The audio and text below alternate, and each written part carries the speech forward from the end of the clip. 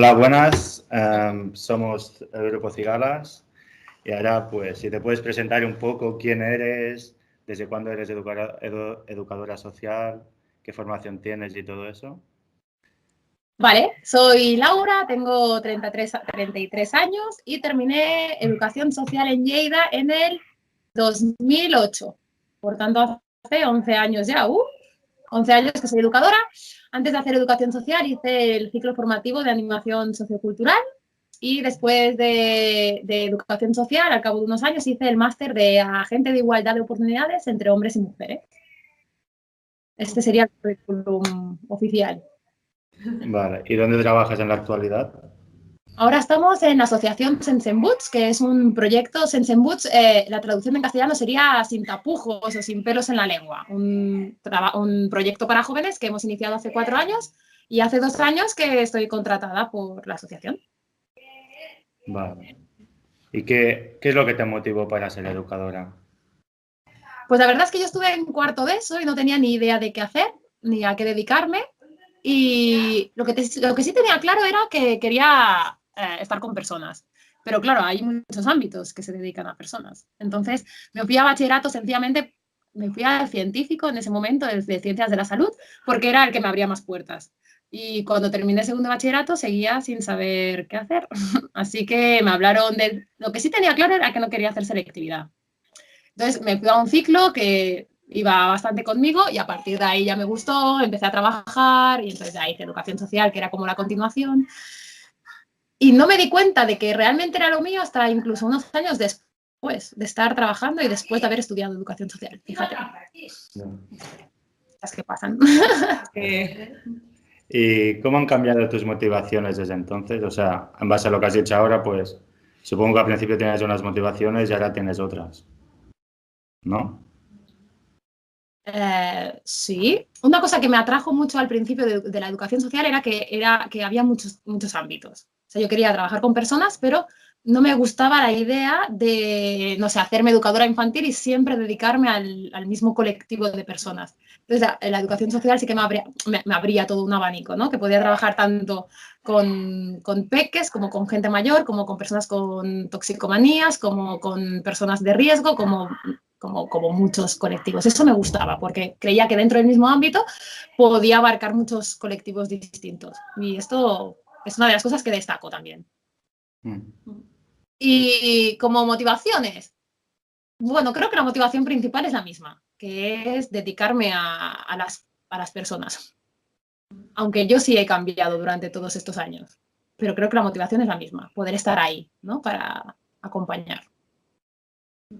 Vale. ¿Qué proyectos has impulsado o has participado en tu vida profesional?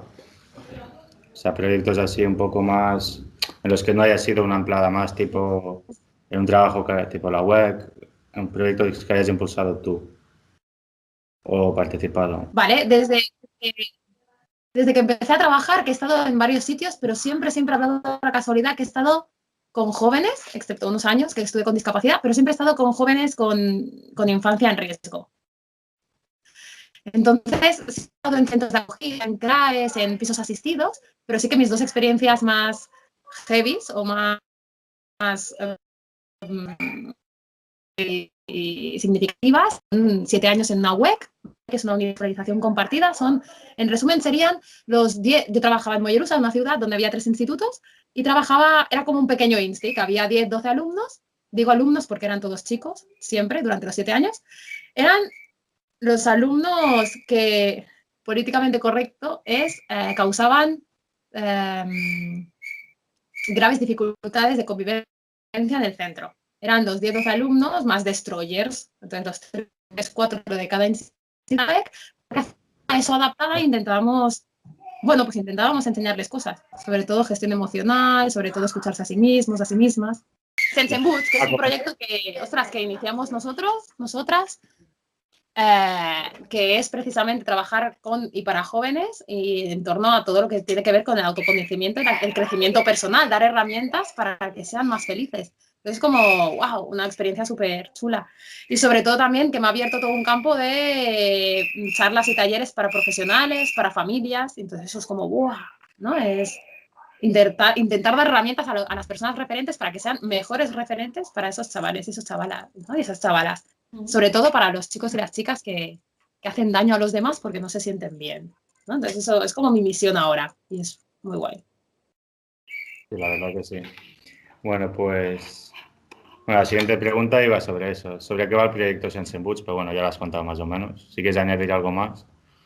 No, sencillamente eso, ¿no? Nos dicen que seamos felices, que nos queramos, que gestionemos nuestras emociones y todas esas cosas, pero nadie nos dice el cómo. Entonces, en Senbuch intenta explicar, intenta dar herramientas reales, prácticas, que nos ayudan a querernos más. Porque para nosotras la felicidad es poderte querer a ti mismo, a ti misma y poder querer la vida que te ha tocado, ¿no? Y eso, nadie habla de eso. Y todo el mundo quiere ser feliz y nadie lo habla. Entonces nosotras estamos ahí, dando herramientas, ¿no? Puedes ser feliz, puedes decidir a pesar de, la vida te pone delante los problemas, dificultades para que tú aprendas. Entonces es un mensaje creo que es como muy chulo, que me lo repito a mí, ¿eh? Nos lo repetimos como a nosotras, porque a veces cuesta un montón. Pero creemos que es como una visión nueva y, joder, pues que hay que ser más feliz. Hay que aprender a hacerlo, ¿no? Bueno, y el hecho de aprender a ser feliz tiene mucho que ver con la educación social, porque yo recuerdo en mi carrera, que seguro que ha mejorado muchísimo, porque tantos años, pero yo recuerdo que nos pusieron como un dibujo de qué competencias y cualidades del educador social, también en masculino. Y ponía flexibilidad, asertividad, empatía, y claro, sí, pero ¿cómo? O sea, ¿cómo puedo ser más asertiva si estoy delante de un grupo de 12 chavales que me están sacando de quicio y no sé gestionar eso? ¿Cómo voy a ser asertiva? O sea, vale, yo sé que tengo que serlo, ¿vale? Pero ¿cómo puedo aprender a hacerlo? ¿Cómo puedo aprender a gestionar la rabia que estoy sintiendo? Vale, la que dirías de no volver a repetir, ¿cuál sería? Pues fue justamente un martes que salía de un taller de Sensen Boots con la juventud y tenía un montón de mensajes al Facebook y así de exalumnos que me decían que, bueno, pues un compañero suyo había tenido un accidente y que no sabían cómo estaba y así. Y bueno, fue un accidente que hubo en Mollerusa de dos chicos que iban en moto que cruzaron las vías del tren sin, bueno, pues que estaban en rojo, estaban bajadas y cruzaron con la moto y se murió el chico de atrás y los dos eran exalumnos de la web. Entonces ahí fue como, wow, son cosas que sabes que pueden pasar, que son chavales que se ponen en riesgo, que su vida realmente es difícil, pero wow, ha sido la única vez que me ha pasado algo así. Y entonces ir el día siguiente, ir a la web con los chavales que los conocían y estar ahí trabajando del tema de, ¿no? De, tío, que si pasa el tren, si está en rojo, llevar casco, por favor, no fuméis, ¿no? Cuando tengáis que conducir, tener cuidado. Y estar allí 6 horas yendo al funeral y todo, y al cabo de 6 horas de estar ahí reflexionando, llorando, tal, no sé qué, cuando se van, ¿no? Te dicen que no pasa nada, Laura, que yo esta tarde cogeré la moto sin el casco porque por el pueblo no me puede pasar nada. ¿No? ¡Wow, tío! Como, bueno, es difícil. Joder. ¿Y la mejor? Lo mejor son cosas. Lo mejor que pasa como educador, educadora social cuando te lo crees es que cambias tú, que te cambia tu escala de valores. Yo, por ejemplo, cuando era adolescente estaba en contra del aborto, porque pensaba que, bueno, pues que si te habías llegado a quedar embarazada por irresponsabilidad tuya, que esa era tu responsabilidad. Claro, yo venía de una familia donde a mí sí me han querido, me han protegido, me han educado lo mejor que han podido, pero bastante bien.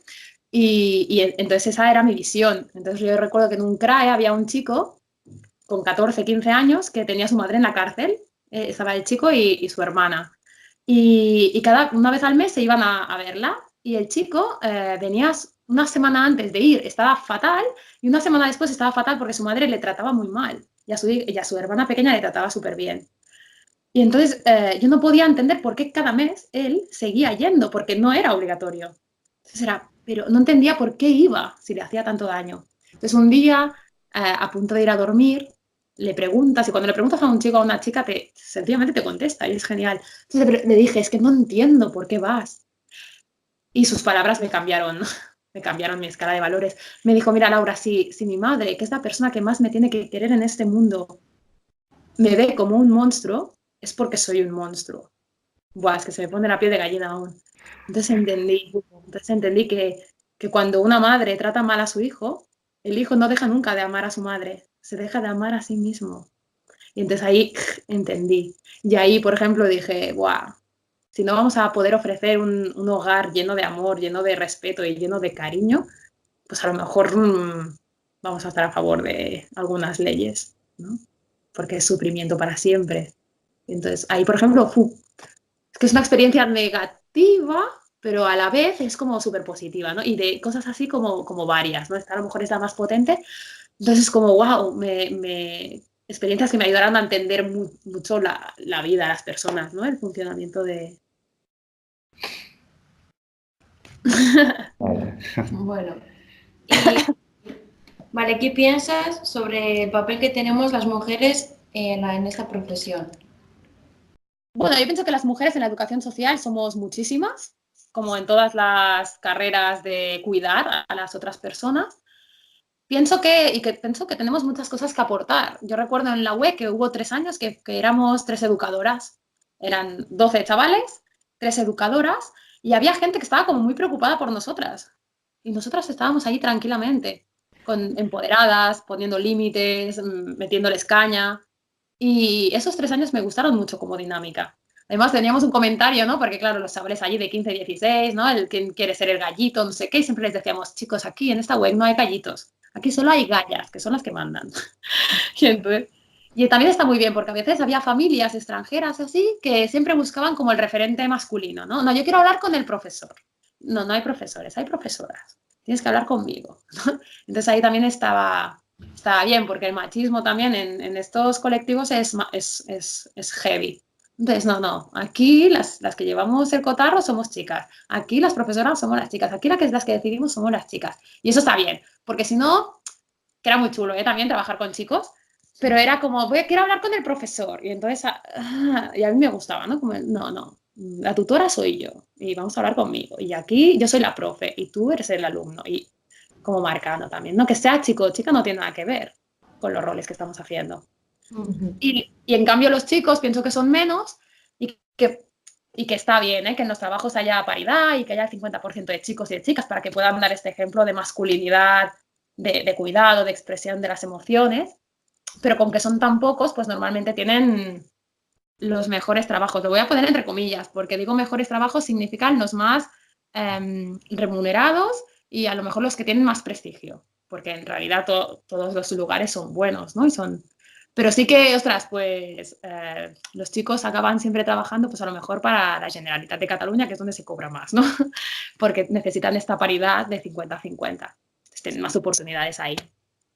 Yo recuerdo, por ejemplo, que en un CRAE yo era la tercera sustituta, íbamos por orden. Yo era la última en llegar, era la tercera. Por tanto, si había sustituciones, la primera sustituta, que llevaba más tiempo, elegía qué sustituciones quería hacer. Las que ella no quería pasaban a la segunda persona y yo me quedaba pues con lo que quedaba. Y en cambio hubo una plaza, salió una plaza y bueno, por orden, la primera sustituta tenía que ocupar esa plaza. Pero con que era una chica y el segundo era un chico, entró en la plaza el chico, ¿no? Entonces, ¡ah! Y por el tema este, de que el 30% tienen que ser chicos, pero claro, la chica que se quedó ahí, pues claro. Pues, Pues sí. tema controvertido para las chicas. Sí. Luego, ¿qué te ha aportado esta profesión a nivel personal? Yo seguiría con el tema del cambio de valores, ¿eh? Y pienso que el poder estar trabajando y a la vez poder hacer todo el tema del crecimiento personal fue como súper básico a nivel personal. O sea, si hubiera hecho una cosa sin la otra, me hubiera quedado coja. Entonces, poder aprender a nivel de quererme a mí, de respetarme a mí, de escucharme a mí, de gestionar mis emociones y a la vez poder entrenarlo cada día allí con esos 12 chavales, fue como un regalo, ¿no? Fue como un máster de 2 años ahí a saco. Entonces, por eso fue como tan significativo, ¿no? Porque es como, wow, ahora se entiendo, wow, ahora, pero no dejaré que me faltes al respeto, porque te entiendo, pero los límites están igual. Y entonces era muy chulo porque los últimos años me decía, wow, nosotros cuando pasamos el límite pringamos igual, las consecuencias son las mismas, pero tú ya no te enfadas. Y entonces, no, cariño, es que yo me enfado si yo quiero enfadarme, pero tú no tienes el don de enfadarme a mí, ¿no? Entonces fue como muy chulo todo ese crecimiento ahí. Y a nivel personal, todo, todo. De hecho, no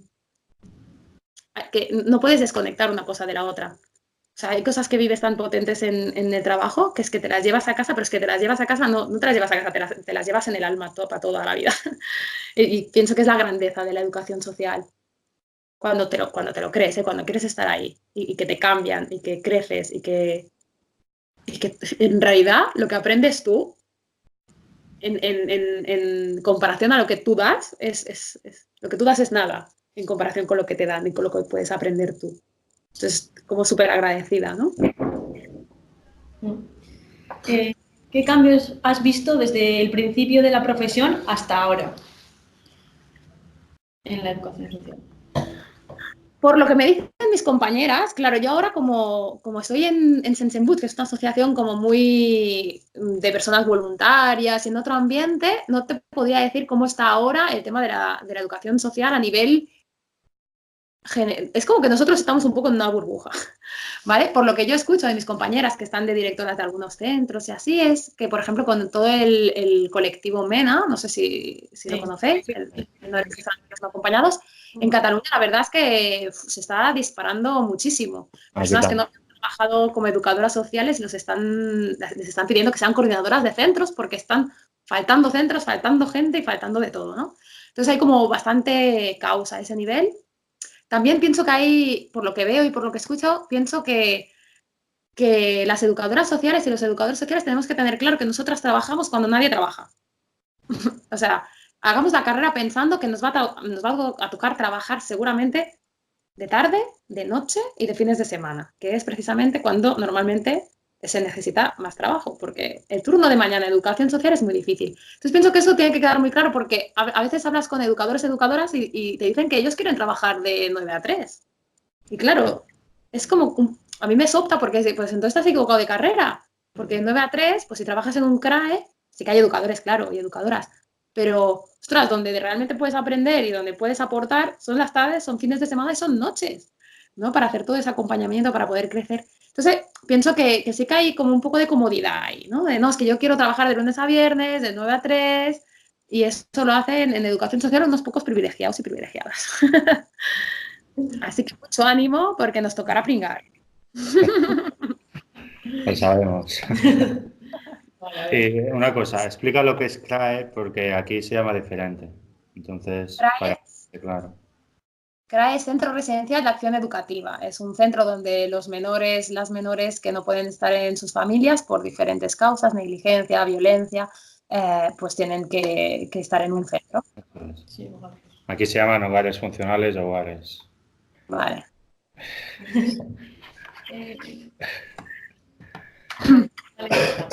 ¿Qué opinas del reconocimiento tanto de la profesión como de la titulación a lo largo de la historia y en la actualidad?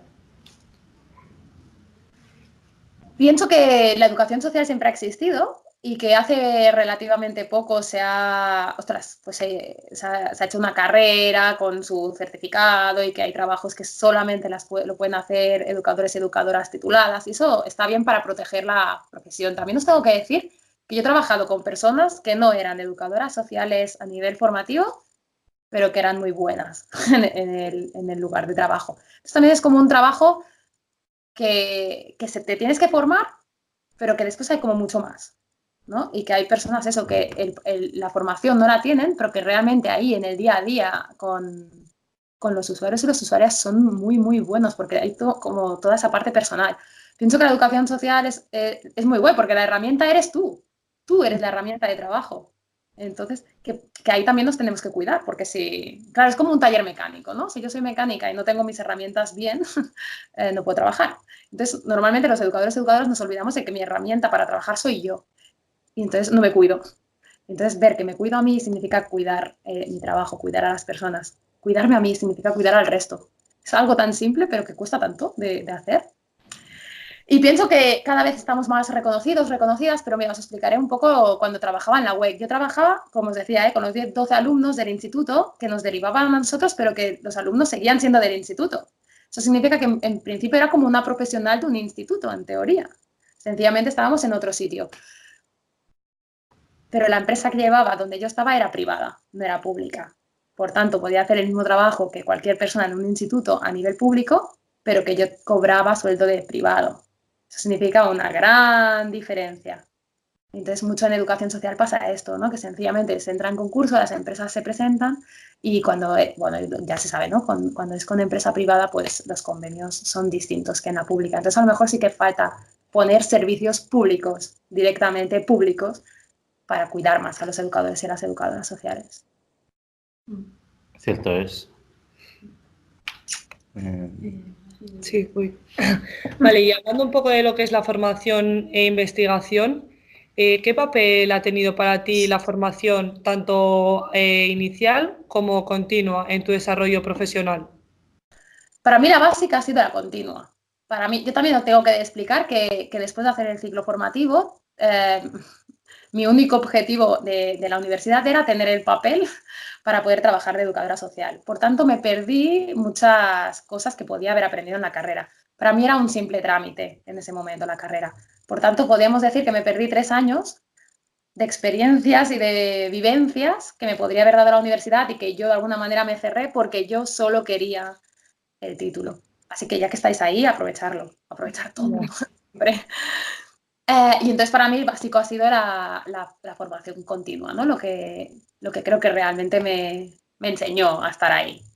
Me enseñó a estar ahí, bueno, que se hace lo que se puede. Yo recuerdo que acabando la carrera me sentía como muy educadora social y cada vez, como más sabes, es como que no es que te sientas menos educadora, pero es como que hago lo que puedo, ¿sabes? Entonces, cuando eres educadora, digo, bueno, hago lo que puedo, y acompaño como puedo. Es como que como más sabes, más humildad también, ¿no? Porque... Sí, está bien. Vale, ¿y qué importancia tiene para ti la investigación en la profesión? Creo que es vital. Creo que es vital que haya personas que se dediquen a la investigación para poder comprender los nuevos colectivos, las nuevas perfiles de usuarios y usuarias. Claro, no es lo mismo trabajar con adolescentes hace 20 años en educación social que trabajar ahora, a nivel de redes, de popus, de todo. Entonces, pienso que tiene que haber personas ahí investigando y dándonos respuestas, sobre todo las personas que trabajamos ahí, al pie del cañón.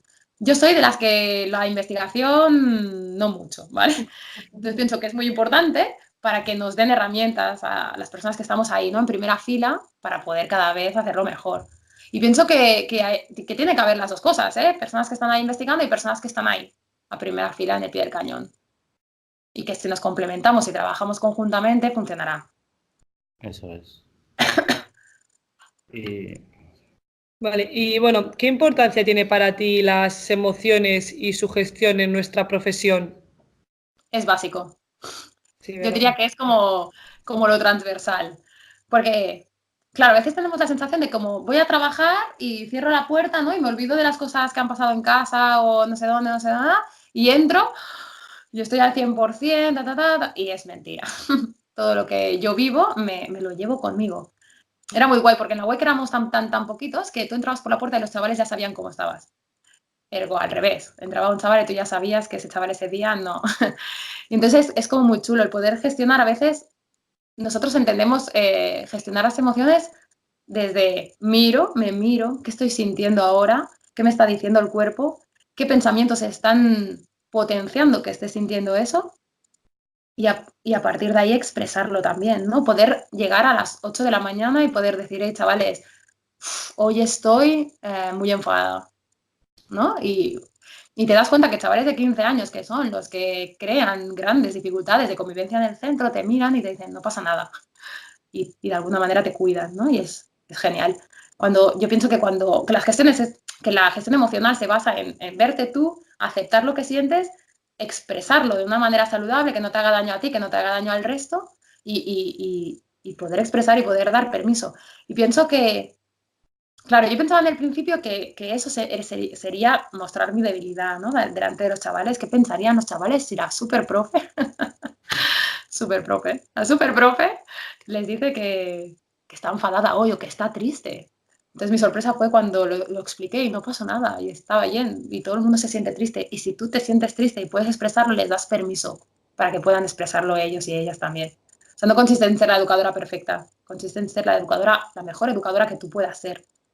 Porque por algún motivo tú estás ahí, trabajando allí, y esos son los chavales que te han tocado, por algún motivo, y eso ya está, a ti y no a otra persona, ¿no? Y entonces ya está, acompañar lo mejor que se pueda en ese día, y el día siguiente estás a tope y el día siguiente estás fatal, y tu máximo es dar un 20%, pues poder expresarlo, ¿no? Hoy estoy, y entonces te das cuenta que entraban por la puerta a veces a las 8 de la mañana y te decían, buah, hoy estoy fatal porque ayer por la tarde me pasó no sé qué con la policía.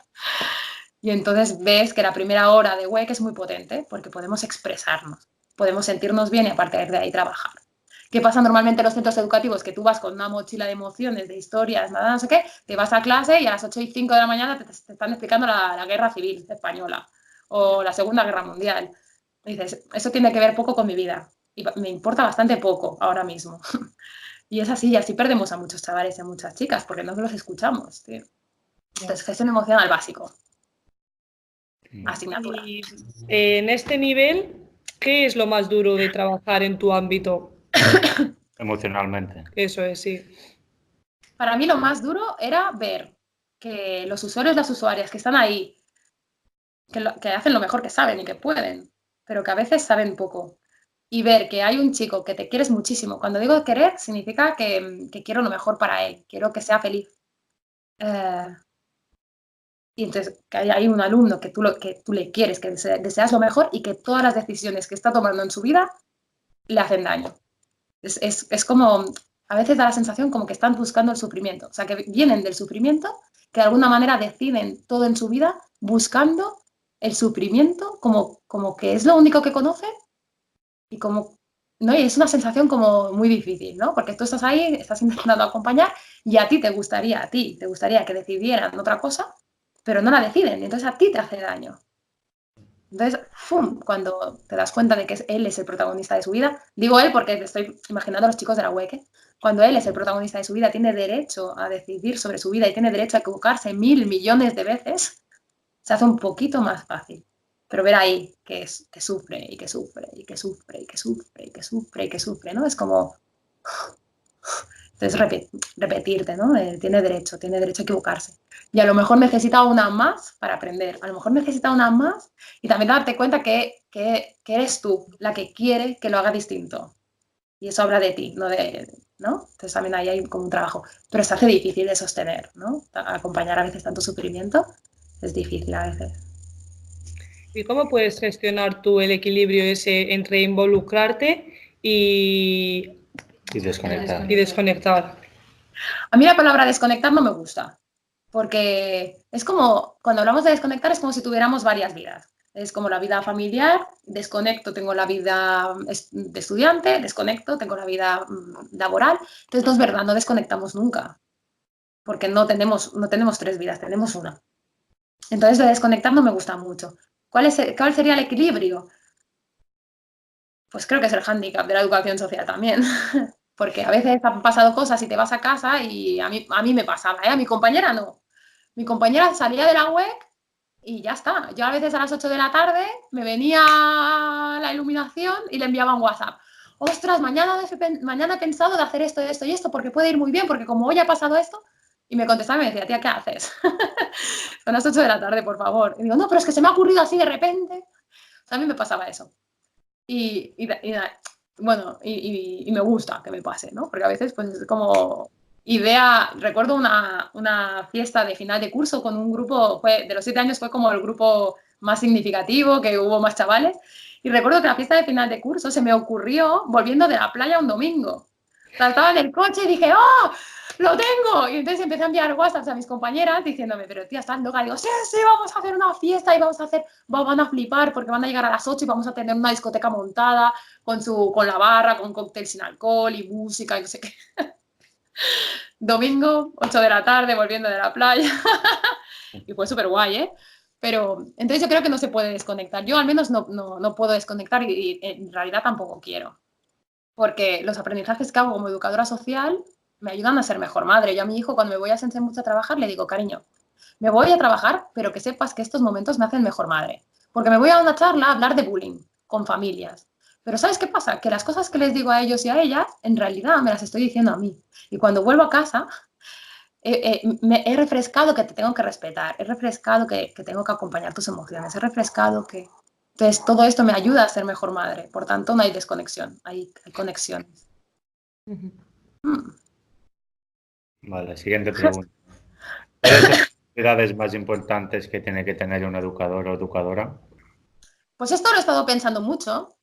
Pienso que la más esencial es creatividad. Estás en un lugar de trabajo, tú has planeado el día y nada, nunca sale como tú has planeado. Por tanto, a veces es un caos y entonces miras a tu alrededor y coges esto y eso y te inventas un juego y te inventas una dinámica y te inventas un taller de cocina que no has hecho en tu vida, pero, ¿sabes?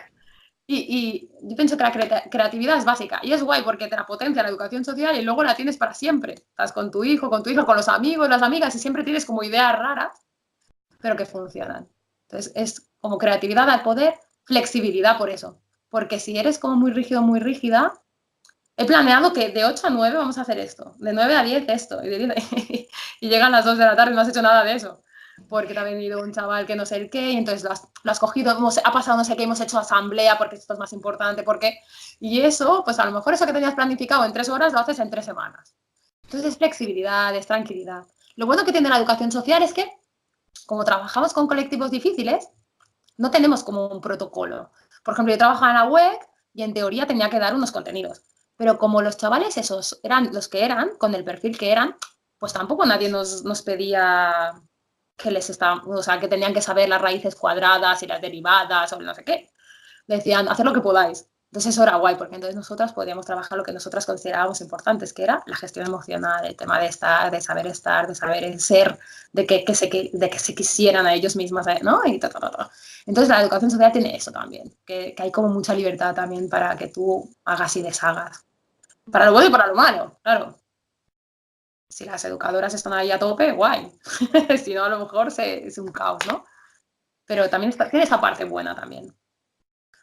Bueno, más o menos lo has ido diciendo durante la entrevista, pero bueno, ¿cuál ha sido el mayor aprendizaje que has tenido como educadora social? Mm. El mayor aprendizaje, no hay un mayor aprendizaje. Es que gracias a la educación social soy quien soy ahora. Bien. Es ese aprendizaje. No, es que decir uno es como imposible. A lo mejor el uno ese sería el poder comprender la variedad del mundo, no sé, de las personas. No te sabría decir uno. Vale. ¿Y alguna vez en tu trabajo, en tu profesión, has tenido algún dilema ético entre lo que has hecho y lo que deberías haber hecho? O sea, que según la ética tendrías que haber hecho una cosa, pero tú pues has considerado hacer otra que igual no está tan bien, pero tú considerabas en ese momento que era lo mejor. Yo soy muy auténtica, entonces siempre he hecho lo que he creído que era mejor en ese momento y me he equivocado 1000 millones de veces. Pero en ese momento creía que era lo mejor. Entonces hay una parte de autenticidad que luego me he arrepentido de no haber sabido más en ese momento. Pero no, o sea, si yo soy la que estoy al pie del cañón de 8 a 2, trabajando día tras día, día tras día, día tras día, la persona que me venga con una ética que no está conviviendo ahí, para mí no. Y entonces, sí, y con todas las consecuencias, ¿no? Porque la persona que te viene a veces es tu jefe, es tu jefa, es la directora de... Pues asumo, en mi lugar era como, pues asumo las consecuencias, pero yo no voy a hacer nunca nada que esté en contra de lo que yo creo que es mejor para el usuario que tengo delante, nunca. Y entonces sí, me he arrepentido a veces de no saber gestionar mis emociones y de no poder contener la rabia y poner a veces consecuencias a lo mejor demasiado exageradas por lo que había pasado. Pero bueno, de todo se aprende. también puedes pedir disculpas. Y en la web, por ejemplo, cuando ya veía que me pasaba eso, lo que le hacíamos al chaval era, mira, ahora te tienes que ir porque has faltado al respeto y mañana, cuando todo el mundo esté más calmado, incluida yo, ya veremos qué mesuras te ponemos, porque también lo voy a hablar con mis compañeros, con mis compañeras. Entonces, esa fue una buena estrategia que usábamos en la web, ¿no? Yo ahora no puedo decidir la medida porque entonces va a ser exagerada. Entonces, como ahora te tienes que ir y lo hablamos con tranquilidad, tú también te relajas y nos dábamos como un tiempo también, ¿no? A veces se nos iba, ¿eh? Y poníamos y era las medidas que se han dicho, se han dicho. Se han dicho y sí, ¿no? Porque creemos que el poner límites es súper importante, ¿no? Y la coherencia. Y poder pedir... Yo recuerdo un chaval que hizo una historia en la web y le dije, y le puse una consecuencia. Y yo creía en ese momento que era lo mejor para él, ¿eh? Lo creía, de verdad. Y él me dijo, me miró a los ojos y me dijo, Laura, te estás equivocando. Que no, porque creo que es lo mejor por esto, esto y esto. Y me dijo, te estás equivocando. Y evidentemente me equivoqué. Entonces estuvo bien porque volvió de las consecuencias y le pude decir, es verdad, tenías razón, me he equivocado. Y me miró a los ojos un chaval de 15, 16 años y me dijo, no pasa nada porque sé que lo hacías porque creías que era lo mejor para mí. Entonces, como ya está, ¿no? Ahora sé más, gracias a ti. ¿No? Y es como, ahora sé más, ahora sé más, ahora sé más. Y gracias, gracias, gracias. Y bueno, ya estamos acabando, ¿vale? Quedan 4 preguntas. ¿Merece la pena ser educador o educadora social? ¿Te ves educadora toda la vida? ¿Y Yo creo que vale... qué consejo le darías a un futuro educador o educadora? Vale, yo creo que vale mucho, mucho, mucho la pena si realmente es tu misión, si tú crees que es donde tienes que estar. Pienso que hay personas que lo estudian, pero que no lo sienten. Entonces, si tú lo sientes, vale muchísimo la pena, muchísimo. La segunda era, ¿qué era? Sí, te ves toda la vida. O Bueno, es sea, que yo creo que voy a ser educadora siempre.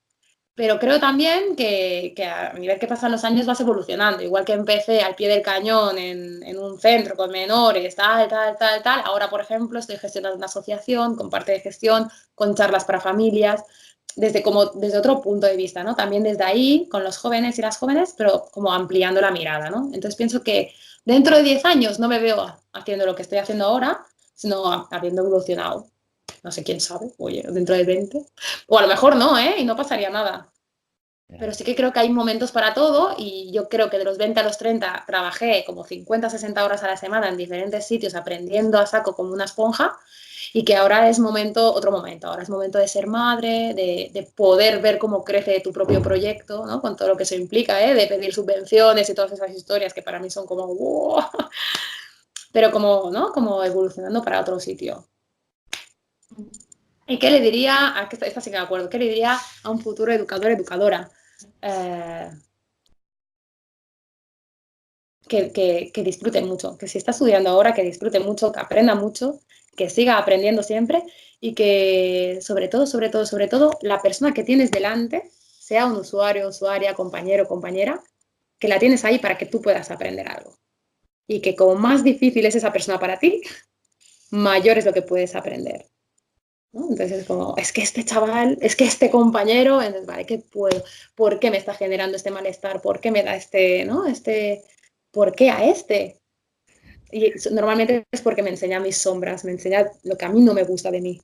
Entonces ahí es un gran aprendizaje. Porque hay chicos, chicas, usuarios, usuarias que son muy fáciles. Para mí, ¿eh? Para mi compañera eran justo al revés. Era muy chulo porque para mí el que era difícil, para ella era fácil y viceversa. Entonces podíamos aprender muchísimo también la una de la otra. Entonces, como siempre, agradecer al que tenemos delante. Y creo que la clave también es no ir de salvador, de salvadora, que eso me pasó mucho. Laura, 20 años, quería salvar el mundo y te das cuenta que a veces quieres salvar al resto porque es demasiado difícil salvarte a ti. Sencillamente, tu responsabilidad es quererte a ti, cuidarte a ti y acompañar al resto. Acompañar desde ahí, desde la sinceridad, desde yo también hago lo que puedo. No, y sin el juicio, ¿no? Porque yo, por ejemplo, como juzgaba mucho de estas decisiones, tienes que tomar esta porque esta es la mejor para ti, pero es que no lo ves. Y es, hey, no, toma la que tú creas que es mejor. Las personas siempre tomamos la decisión que nosotros creemos que es mejor. Y es como muy personal también. Y si se equivoca, ya aprenderá. Y si me equivoco, yo aprendo. Y pido disculpas y explico.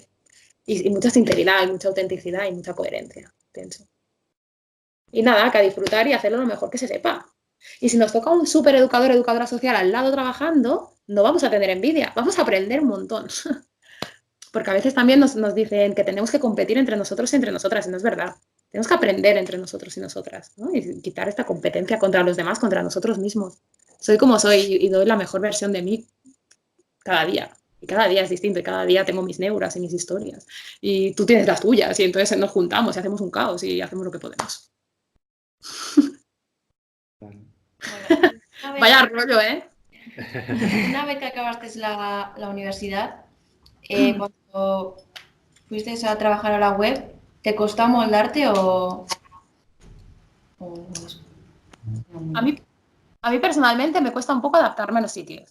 Soy como necesito como 6 meses para ver, para mirar cómo se trabaja, la dinámica, entonces estoy como ahí absorbiendo, observando, tal, y entonces cuando empiezan los 6 meses, entonces ya me empiezo a sentir yo en mi salsa. Cuando me empiezo a sentir yo en mi salsa ya sale la Laura. Es muy guay trabajar en muchos sitios también porque puedes ver muchos educadores y educadoras sociales trabajando y puedes también ver qué cosas te quedas y de alguna manera te las quedas tú y qué cosas no te las quieres quedar tú como educadora educadora. Y entonces poco a poco te vas creando tu propia educadora social, la Laura, ¿no? Y entonces es como a los 5 o 6 meses que entonces ya empieza a salir esa Laura, que está mucho más segura de dónde está, de cómo funcionan las cosas. Entonces a mí sí me cuesta un poco el sentirme en el sitio, sentirme con el poder de decidir, de ser yo misma. Me cuesta un poquillo. Y en la web en concreto me costó bastante porque yo era la educadora social que yo decía que nunca trabajaría en un centro educativo, que yo nunca daría clase, porque yo esto de ser profe, no. Y me tocó la web, que es una clase distinta, pero es una clase donde tengo que poner nota y esas cosas. Entonces ahí es como que una parte de la Laura decía, pero es que tú siempre has dicho que esto no, pero también es guay, pero tú siempre habías dicho que no. Entonces ahí tardé un curso escolar en adaptarme.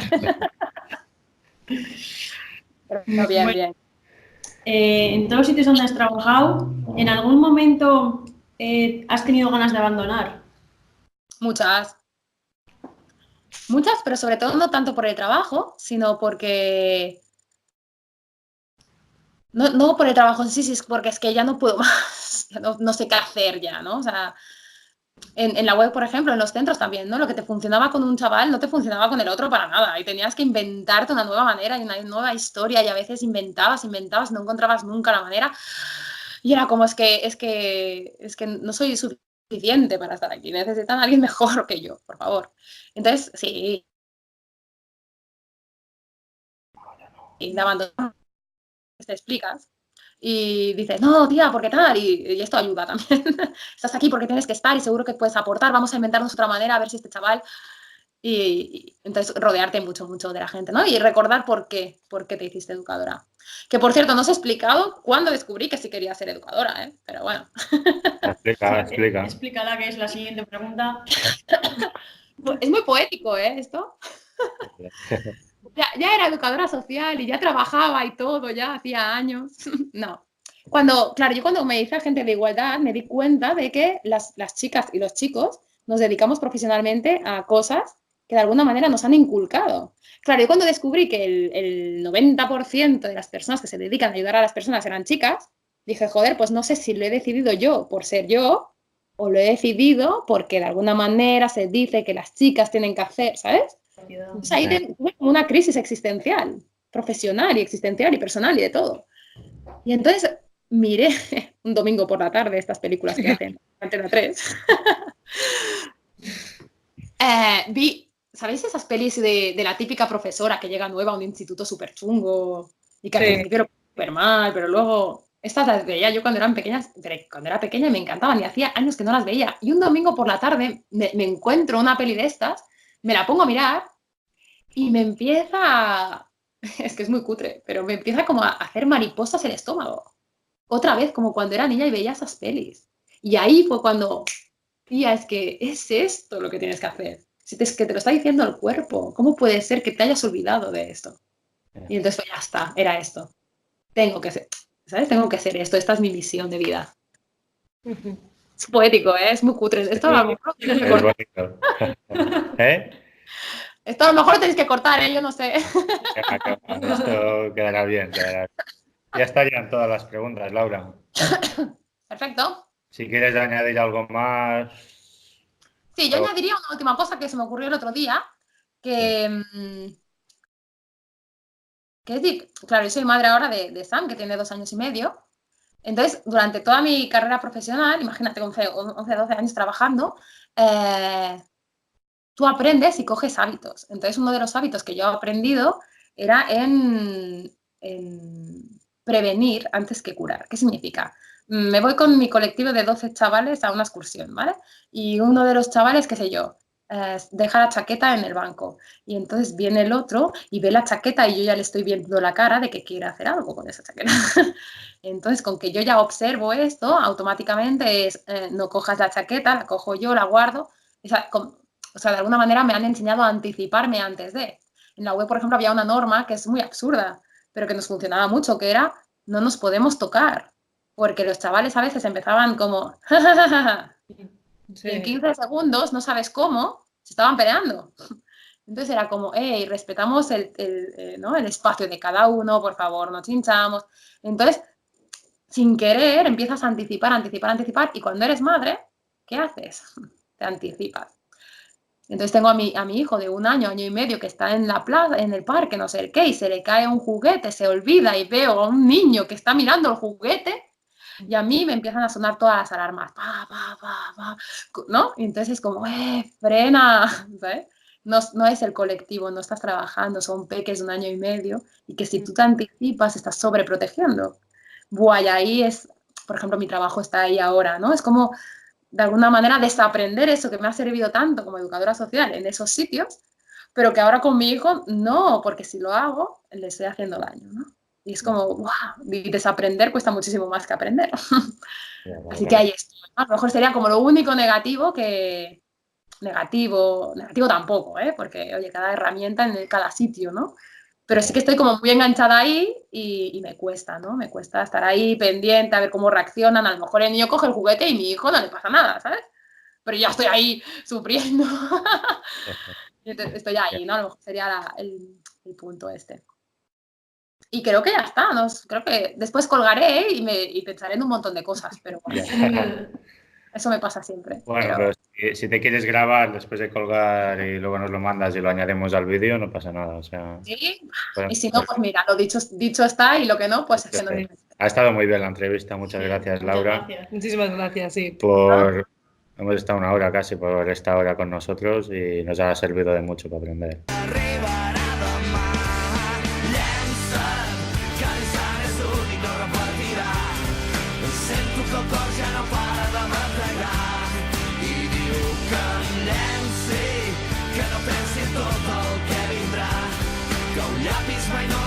Sense una mà